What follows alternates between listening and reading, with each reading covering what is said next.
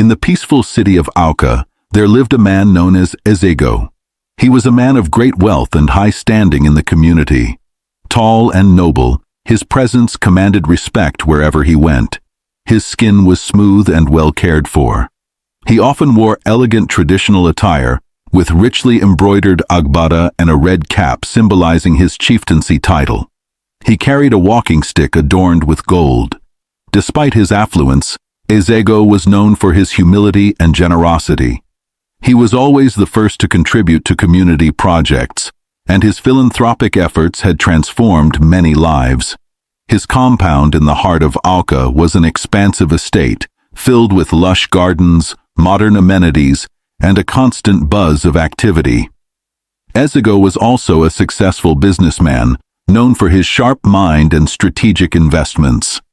Welcome to AfroTales TV, your home for rich, exciting, and inspiring stories from around the world.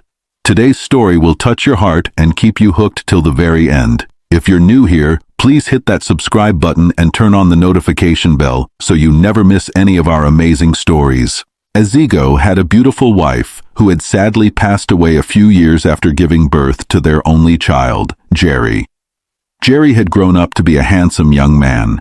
His father loved and cherished him so much. Despite his wayward lifestyle, Jerry never joked with his studies. He hated associating himself with poor people and always liked to impress classy girls. Ezego had a cook, a driver, and a gateman to help manage his household. In social gatherings, Chief Ezego's voice was calm and measured, reflecting his wisdom and experience. His laughter was hearty, often filling the room and putting everyone at ease. He treated everyone with respect, from the elders to the youngest children, making him beloved by all. One sunny afternoon, Ezego called for his son. "Jerry, come here, my son," he said with a gentle but firm voice. Jerry, who was lounging in the garden, rolled his eyes but walked over to his father. "Yes, Papa?" he answered, trying to sound polite. "My son," Ezego began, "I have noticed that you have not been showing respect to the people around you. This is not how I raised you. You must learn to be kind and respectful to everyone." Jerry sighed. "But Papa, they are just servants. Why should I care?" Ezego's face grew stern. "Jerry, everyone deserves respect, no matter who they are. Our wealth does not make us better than others. It gives us the responsibility to be even more humble and kind." Jerry looked down, shuffling his feet. "Yes, Papa, I will try." Ezego placed a hand on his son's shoulder. "I know you will, my son. I believe in you." Just then, their cook, Mama Ngozi, came out with a tray of freshly baked chin-chin. "Chief Ezego, I made some snacks for you and Jerry," she said with a warm smile. "Thank you, Mama Ngozi," Ezego replied, taking a piece and offering it to Jerry. "These look delicious." Jerry hesitated but then took a piece as well. "Thank you, Mama Ngozi," he mumbled. Mama Ngozi beamed. "You're welcome, young master." Later that evening, Ezego and Jerry sat in the living room, watching a documentary about famous philanthropists. Ezego hoped that seeing the good deeds of others would inspire his son. "Jerry," Ezego said, "see how these people use their wealth to help others. This is what I want for you, to grow up and be a good man who makes a difference in the world." Jerry nodded slowly, deep in thought. "I understand, Papa. I want to make you proud." Ezego smiled and hugged his son. "You already do, my boy. Just remember, kindness and respect are the most important things." As the night grew darker, the city of Auca remained peaceful, with the sounds of crickets filling the air. Ezego looked out of the window, feeling hopeful for the future. He believed that Jerry would learn and grow, becoming a man of honor and kindness, just like him. A few months later, Ezego informed his driver, Okafor, about an upcoming business trip. "Okafor, we will be traveling for 3 weeks," Ezego said, seated comfortably in his study. Okafor looked worried and then went down on his knees. "Please, Chief Ezego, can you give me a day to sort out something important?" he pleaded. "My daughter Ngozi just came back from school, and our landlord gave us urgent notice to vacate. I need to find a place for her to stay while we're gone." Ezego thought for a moment. Okafor, tell Ngozi to come and stay here until we return. I have empty rooms in the house. Okafor's face lit up with relief. Thank you, Chief. Thank you so much. He was overwhelmed by Ezego's kindness. Later that night, Jerry came home very late. As he opened the door, he saw his father sitting in the living room, watching the news. Good evening, Papa, Jerry greeted. Where are you coming from at this time of night? Ezego asked, his voice firm. Jerry was taken aback by his father's stern response. Without another word, Ezego stood up and walked to his bedroom, leaving Jerry alone in the living room. Jerry slumped onto the couch, staring at the floor. He couldn't believe his father would invite someone like Ngozi to stay in their home. He knew his father was kind-hearted, but this felt like too much. The next morning, as the sun rose over Awka, Ezego was busy preparing for his trip. He called Okafor to his study and handed him a list. Okafor, make sure everything on this list is packed and ready for our trip. Yes, Chief, Okafor replied, taking the list and hurrying off to gather the items. He was responsible for packing Ezego's bags and important documents, ensuring nothing was left behind. Around noon, Ngozi arrived. She was a smart and pretty young lady who believed strongly in truth and hard work. She carried a small suitcase and looked around nervously. Welcome, Ngozi, said Monica, the housekeeper, who had been instructed to take care of her. This will be your home for the next few weeks. Feel free to walk around the house. Thank you, Ma, Ngozi said softly, her voice full of gratitude. Monica smiled. Come, let me show you to your room. As they walked through the house, Ngozi marveled at the beautiful decorations and spacious rooms. Monica led her to a cozy guest room with a large bed and a window that overlooked the garden. This is your room, Ngozi, Monica said. If you need anything, just ask. Ngozi nodded. Thank you, Ma. Meanwhile, Jerry was in his room, still fuming about the situation. He heard Monica showing Ngozi around and felt a surge of anger. Why does she have to stay here? He muttered to himself. As evening fell, Ezego prepared to leave. He found Jerry in the living room and placed a hand on his shoulder. Take care, my son. I trust you to look after everything while I'm gone. Yes, Papa, Jerry replied, trying to hide his frustration. And remember, Ezego added, be kind to Ngozi. She is our guest. With that, Ezego and Okafor left for their trip, leaving Jerry, Ngozi, Monica, and the gateman in the house. Jerry still felt burdened by Ngozi's presence.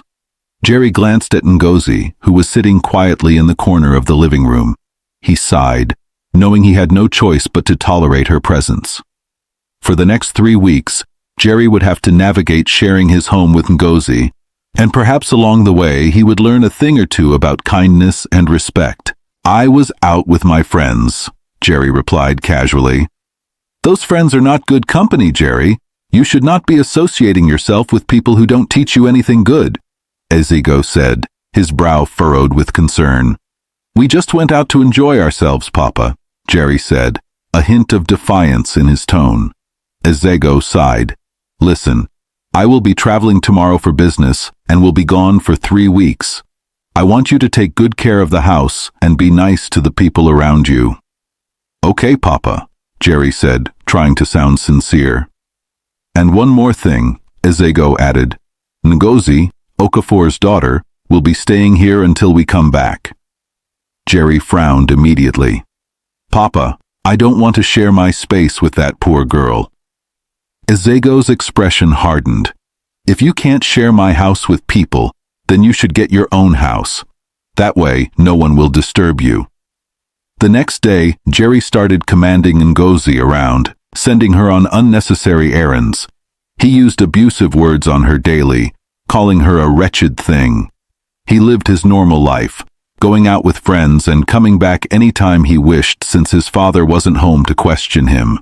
Sometimes he hosted his friends at his father's house, and they did all sorts of rubbish there. Monica, the housekeeper, couldn't caution him in the absence of his father due to the kind of person Jerry was. He brought different classy girls home and commanded Ngozi to serve them. Jerry didn't check on his father's business to see how well the staff were doing at his father's company. One afternoon, as Jerry drove into the compound, he called out, "You poor thing, come here. Open that boot and carry that bag to my room." When Ngozi finally got home, she went and complained to Monica. "Auntie Monica, Jerry drove past me and didn't even stop to help me with this heavy pack of water," she said, her voice filled with frustration. Monica sighed and patted Ngozi's shoulder. "I'm sorry about that, Ngozi, but you know he is our young master, so there's nothing we can do about it." Jerry continued to live his carefree life, ignoring his responsibilities and treating Ngozi poorly. Every day, he would call her names and make her do things that were too hard for her. Sometimes, Ngozi would cry, but Monica was always there to comfort her. One evening, Jerry came back home with a group of friends. "Ngozi, come here," he shouted from the living room. Ngozi quickly ran to him. "Yes, young master." "Serve us drinks and make sure they're cold," Jerry ordered. Ngozi nodded and went to the kitchen to get the drinks. She felt sad and tired, but she knew she had to do what Jerry said. As she served the drinks, one of Jerry's friends laughed and said, "Jerry, why do you keep this poor girl around? She looks like she's about to cry." Jerry smirked. "She's just a servant. She's here to do what I say." Ngozi felt a tear roll down her cheek, but she quickly wiped it away. She didn't want to show them how much their words hurt her. Later that night, Ngozi sat in her small room, thinking about her life. She missed her father's presence and wished she could leave this place and find somewhere she would be treated kindly. But for now, she had to stay and do her best. The next morning, Jerry was in a particularly bad mood. "Ngozi, where is my breakfast?" he yelled. Ngozi quickly brought his food to the dining table. "Here it is, young master." Jerry took one look at it and pushed the plate away. "This is rubbish. I don't want this. Make me something else." "But this is what you usually eat," Ngozi said quietly. "I don't care. Make me something else now," Jerry shouted. Ngozi went back to the kitchen, her hands shaking. She quickly made another dish and brought it to Jerry. He tasted it and finally nodded. "This is better." Monica watched all of this from the corner of the room. She felt sorry for Ngozi, but knew there was little she could do. Jerry was the young master, and they had to follow his orders. That afternoon, as Ngozi was cleaning the living room, Jerry came in with another girl. "Ngozi, clean this place up quickly. I have a guest," he commanded. Ngozi nodded and worked as fast as she could. The girl sat on the couch looking around the room. "You have a nice house," she said to Jerry. "Thanks," Jerry replied, glancing at Ngozi. "Hurry up, wretched girl." Ngozi finished cleaning and left the room. She sat in the kitchen, feeling exhausted. She knew she had to keep going, but every day was a struggle. As the days went by, Ngozi tried to stay strong. She did her best to do what Jerry asked, even though he was always mean to her. She found comfort in talking to Monica, who always had a kind word for her. One day, while Ngozi was walking back from the store with another heavy load, she saw Jerry drive past her again. This time, she didn't let it bother her. She knew she was strong and could handle it. She was determined to survive and make a better life for herself and her father one day. When Ngozi opened the boot, she saw a big trolley bag. She tried to carry it but couldn't because it was too heavy for her. "I can't carry this. You're a man. You should carry it yourself. After all, it's your clothes inside," she told Jerry. Jerry sneered at her. "Do as I say, Ngozi, or you'll be sorry." Just then, Monica, the housekeeper, saw what was going on between the two of them and decided to come and carry the bag to Jerry's room. "Let me help with that," she said gently, taking the heavy bag from Ngozi. "Thank you, Auntie Monica," Ngozi whispered, grateful for the help. The following day, Jerry asked Ngozi to go and buy a pack of bottled water. He only drank a specific brand and wouldn't take any other. Ngozi went to the stores, looking for that particular bottled water. She finally bought the pack of water and started walking back home. As she was trekking back, she saw Jerry drive past her. He didn't stop to carry her home.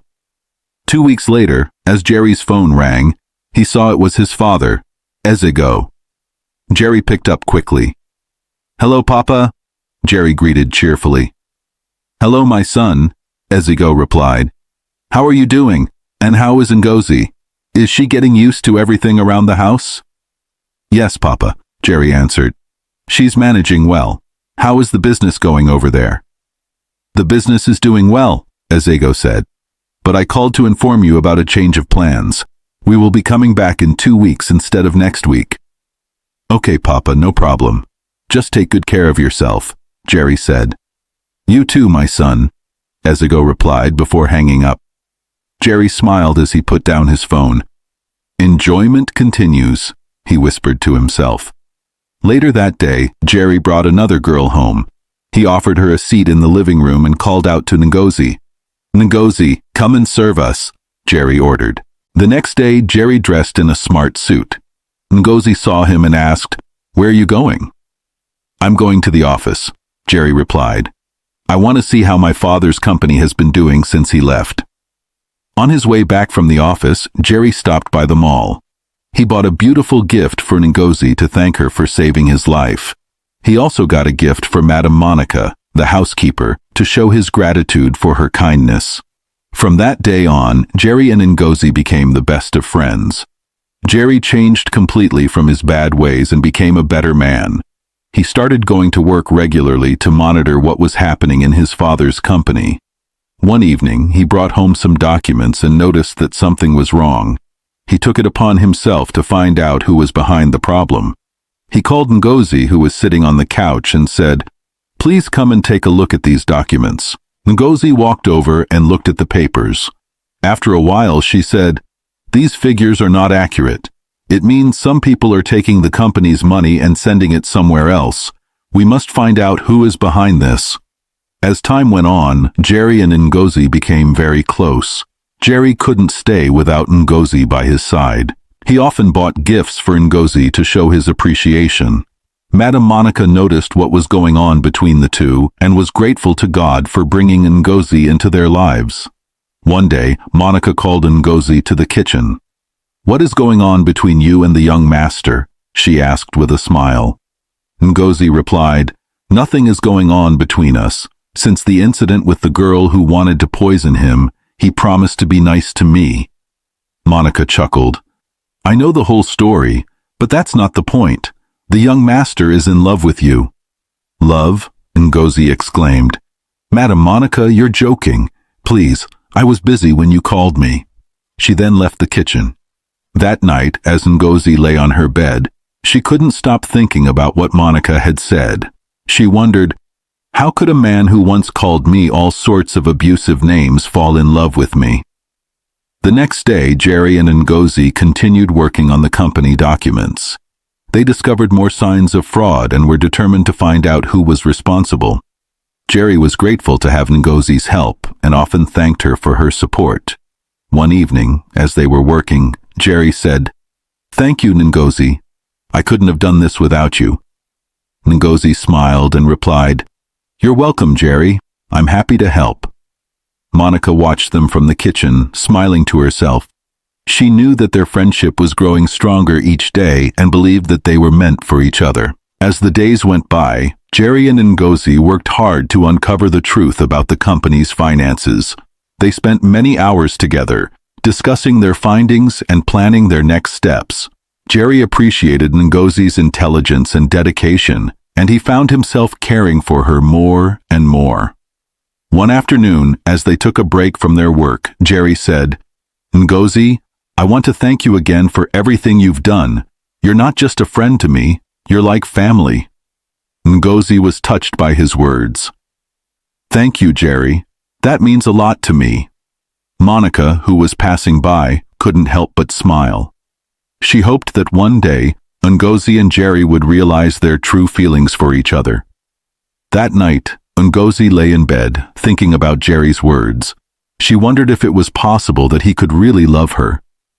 Maybe Madam Monica was right, she thought, but how can I be sure? As the days passed, Jerry and Ngozi's bond grew even stronger. They continued to work together, uncovering more clues about the company's finances and getting closer to finding the culprits.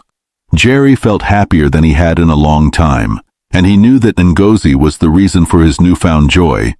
Ngozi too felt a deep sense of gratitude and affection for Jerry. She realized that he had changed for the better and that their friendship was something special. Despite her doubts, she began to wonder if there was more to their relationship than just friendship. 2 days later, Jerry and Ngozi were able to find out who was behind the company's missing money. They were both very happy with their hard work. "We did it, Ngozi," Jerry said with a big smile. "Yes, we did," Ngozi replied. "I knew we could figure it out together." The next day, Ezego returned home with Okafor. Everyone was so happy that Chief Ezego was finally back. Jerry hugged his father tightly. "Welcome back, Papa," he said. Ngozi also embraced her father. "Welcome, Papa." "Welcome, Chief," she said, and everyone greeted them warmly. That night, as they all sat together, Jerry asked his father, "How was your journey, Papa?" "It was good, my son," Ezego replied. "How have you been? And how is everything in the house?" "I'm good, Papa, as you can see," Jerry said. He then told his father everything that had happened, including how Ngozi had saved his life. "Papa, if it wasn't for Ngozi, I don't know what would have happened." Jerry also told his father how Ngozi had helped him trace the people who were stealing the company's money. "Papa, Ngozi was the one who helped me find the culprits," he said. "I couldn't have done it without her." Ezego noticed the great change in his son's life. "Jerry, I see that you have become a better man," he said. "I am very proud of you." Ezego felt that he had achieved everything he had ever wanted in life. He was happy to have his family together and to see his son doing well. As they settled into their new home, Ngozi and her father felt a deep sense of gratitude. They knew that their lives had changed for the better. "Thank you, Papa," Ngozi said to her father. "I am so happy to be here with you." "And I am happy to be here with you, my daughter," her father replied. "We are truly blessed." From that day on, Ngozi and Jerry continued to work together, helping each other and growing closer. Their bond became even stronger, and they knew that they could always count on each other. Ezego looked at Ngozi with gratitude. "Thank God for using Ngozi to save my one and only child," he said. The next day, Chief Ezego decided to give a small apartment to Ngozi and her father as a token of gratitude. "Ngozi, you and your father have done so much for my family," he said. "I want to give you this apartment as a thank you." Ngozi went on her knees to thank Chief Ezego. "Thank you, Chief, for your kindness towards my father and me," she said, tears of joy in her eyes. "Everything you need is already in the apartment," Ezego said. "You only need to bring your clothes and move in." That evening, Ngozi and her father moved into their new house. When they arrived, they couldn't believe their eyes. The apartment was beautiful and had everything they could ever want. Ngozi's father hugged her tightly. "You are a blessed child," he said. As the days turned into weeks and the weeks turned into months, Jerry began to feel bored and uncomfortable around the house. He missed Ngozi terribly since she wasn't living with them anymore. He spent most of his time inside his room, feeling lonely. His father, Ezego, noticed his son's change in behavior. One evening, Ezego knocked on Jerry's door. "May I come in, my son?" he asked. "Yes, Papa," Jerry replied, sitting up on his bed. Ezego entered the room and sat beside Jerry. "What is the matter with you, Jerry? You haven't been yourself lately," he said. Jerry sighed. "I don't know why I'm feeling this way, Papa. Ever since Ngozi moved to her new home, I feel so lonely. I miss her." Ezego smiled warmly. "My son, you are in love," he said. "If there's anything you need me to do for you, you can always count on me." He patted Jerry on the shoulder and left the room. "I know this is sudden, and I understand if you need time to think about it," Jerry continued. "But I had to tell you how I feel." Ngozi's heart was filled with warmth. She had always admired Jerry's kindness and the changes he had made in his life. She realized that she had feelings for him too. "Jerry, I love you too," she said softly. Jerry's face lit up with joy. "Really? You do? He asked, hardly believing his ears. Yes, I do, Ngozi replied with a smile. I have always cared for you, and seeing you become a better person has made me love you even more. Jerry took her hands in his. Ngozi, will you be with me? Will you marry me and build a family together? He asked. Tears of happiness filled Ngozi's eyes. Yes, Jerry, I will, she said, nodding. They embraced each other tightly, feeling a sense of completeness. Jerry couldn't wait to share the good news with his father. They went back to Jerry's house hand in hand. When they arrived, Ezego was sitting in the living room. He looked up and saw the joy on their faces. What is it, my children? He asked. Papa, Ngozi and I have something to tell you, Jerry said excitedly. We have decided to be together. Ngozi has agreed to marry me. Ezego's eyes sparkled with happiness. This is wonderful news, he exclaimed. I am so happy for both of you. He hugged them warmly. The news of Jerry and Ngozi's engagement spread quickly, and everyone was thrilled. They began to plan their wedding, and the preparations brought even more joy to their lives. On the day of the wedding, friends and family gathered to celebrate their love. As Jerry and Ngozi stood before their loved ones, exchanging vows, they knew they were ready to start a new chapter in their lives together. They promised to love and support each other forever. Their love story became an inspiration to many, showing that true love can grow even from the most unexpected places. Jerry and Ngozi lived happily ever after, building a beautiful family and cherishing every moment together. Jerry thought about his father's words. He knew he had to talk to Ngozi about his feelings. The next day, he decided to reach out to her. He went to her new home and knocked on the door. Ngozi opened the door and was surprised to see Jerry. Jerry, what a surprise! Please, come in, she said. They sat down in the living room and Jerry took a deep breath. Ngozi, I need to talk to you about something very important, he began. Sure, Jerry, what is it? Ngozi asked, looking curious. I've been feeling very lonely and unhappy since you moved out, Jerry said. I've realized that it's because I have feelings for you. I love you, Ngozi. I can't imagine my life without you. I wish we could build a family together. Ngozi was taken aback by his confession. Jerry, I don't know what to say, she stammered.